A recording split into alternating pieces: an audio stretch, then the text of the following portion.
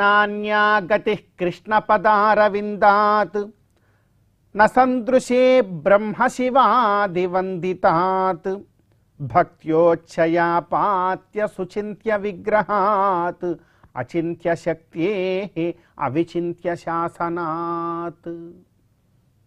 అత్యంత పవిత్రమైనటువంటి ఈ పుష్యమాసంలో శుభోదయ వేళలో దేవదేవుడైనటువంటి శ్రీమన్నారాయణుణ్ణి, కలియుగ ప్రత్యక్ష దైవమైనటువంటి శ్రీ వెంకటేశ్వర స్వామి వారిని పరిపరి విధాలుగా శరణాగతి చేస్తూ ఉత్తమమైన ఈ పుష్యమాస శుభోదయ సమయాన్ని మనం చరితార్థం చేసుకుంటూ ఉన్నాం. ఈ పుష్యమాసంలో మనందరి యొక్క ప్రధానమైనటువంటి కర్తవ్యం, భగవంతుడు నిజానికి సకల విశ్వమంతా కూడా దాగి ఉంటాడు.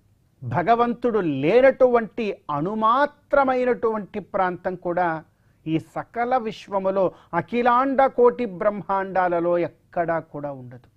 అందుకే వేదం అంటోంది, అనోరణీయాన్ మహతో మహీయాన్ ఆత్మా గుహాయాం నిహితోస్య జంతో అని వర్ణన చేస్తుంది.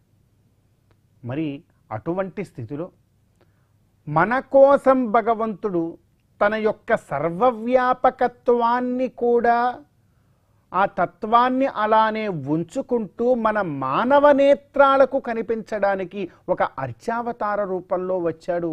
తిరుమల గిరులలో ఆనంద నిలయంలో కటివరద హస్తాలతో స్వామి వేంచేసి ఉన్నాడు.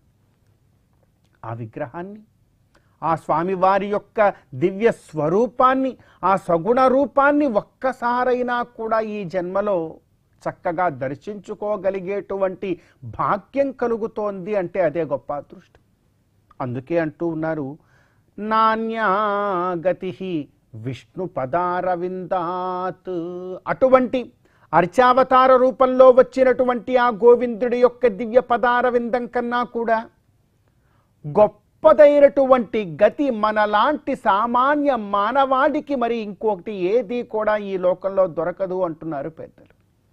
అందుకే నాన్యా గతి కృష్ణ పదారవిందాత్ విష్ణు పదారవిందాత్ న సందృశే బ్రహ్మ శివాది వందితాత్.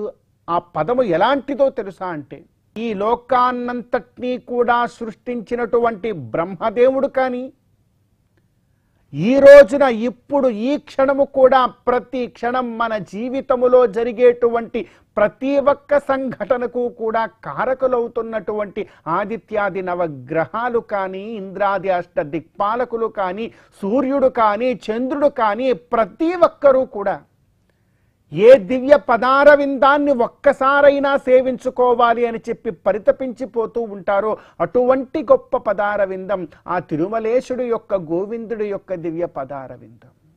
కనుక అటువంటి పదారవిందాన్ని పట్టుకోవాలి అంటున్నారు ఎంతోమంది భక్తులు, గురువులైనటువంటి శ్రీ విఖనో మునీంద్రుల వారు కూడా. అందుకే నాన్యా గతి విష్ణు పదారవిందాత్ న సందృశే బ్రహ్మ శివాది వందిత. దీనికన్నా గొప్పదంటూ నువ్వు ఈ లోకంలో ఎక్కడ చూపించలేవు, లేదు, రాబోదు కూడాను. భూత భవిష్యత్ వర్తమాన కాలాల్లో కూడా దానికన్నా గొప్పది ఇంకొకటి లేదు నాయన. ఇంకా చెప్తూ ఉన్నారు, భక్త్యోచ్చయోపాత్త సుచింత్య విగ్రహాత్. ఇది ఎవరికి వశపడుతుంది, ఎవరికి దొరుకుతుంది అంత గొప్ప భాగ్యము అంటే, భక్తితో ఉన్నటువంటి వారికి, భక్తితో ఉపాసన చేసినటువంటి వారికి మాత్రమే సులభముగా దొరికేటువంటి ఒకానొక గొప్ప అవకాశం అది. అందుకే భక్త్యా ఇచ్ఛయా ఉపాత్త సుచింత్య విగ్రహాత్ అచింత్య శక్తే అవిచింత్య శాసనాత్. దాని యొక్క శక్తిని వర్ణించాలి అని అంటే అచింత్యం, నువ్వు చింతనం కూడా చేయలేవు.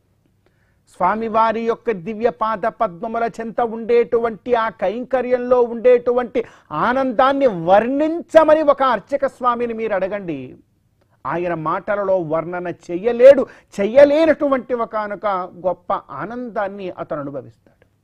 అంత గొప్పగా ఉంటుందండి. అచింత్య శక్త్యే అవిచింత్య శాసనాత్. ఆయన శాసనము, వేదము కూడా అంత గొప్పగా ఉంటుంది. కనుక మనందరి యొక్క ప్రధానమైనటువంటి కర్తవ్యం ఏదైనా ఉన్నదా అంటే వేదోక్తమైనటువంటి మార్గంలో ముందుకు వెళ్ళి వైదికమైనటువంటి ఆ వైఖానస భగవత్ శాస్త్రోక్తమైనటువంటి కైంకర్యంలో పాల్గొని ఆ గోవిందుణ్ణి దర్శించుకోవడం. అలా దర్శించుకోగలిగితే చాలట ఈ జన్మ ధన్యము అంటోంది శాస్త్రం. కనుక మన జన్మకి ధన్యతని చేకూర్చేటువంటి ఆ స్వామి కైంకర్యంలో మనందరం కూడా పాల్గొనే ప్రయత్నం చేస్తూ ఈ పుష్యమాస శుభోదయ సమయాన్ని మనం చరితార్థం చేసుకుందాం.